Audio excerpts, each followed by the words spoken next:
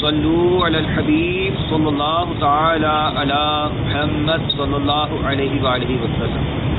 میٹھے میٹھے اسلامی بھائیوں اور مدنی چینل کے ناظرین، حضرت سیدنا انس رضی اللہ تعالیٰ عنہ سے روایت ہے، رسول اللہ صلی اللہ علیہ وسلم نے فرمایا، جس نے رجب کا ایک روزہ رکھا تو وہ 1 سال کے روزوں کی طرح ہے۔ جس نے 7 روزے رکھے اس پر جہنم کے 7 دروازے بند کر دیے جائیں گے۔ جس نے 8 روزے رکھے اس کے لیے جنت کے 8 دروازے کھول دیے جائیں گے۔ جس نے 10 روزے رکھے وہ اللہ عز و جل سے جو کچھ مانگے گا اللہ عز و جل اسے عطا فرمائے گا۔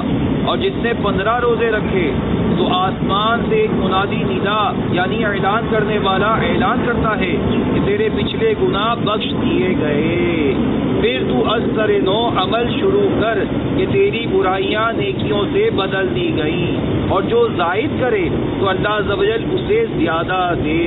اور رجب میں نوح علیہ السلام کشتی میں سوار ہوئے تو خود بھی روزہ رکھا اور اپنے ہمراہیوں کو بھی روزے کا حکم دیا۔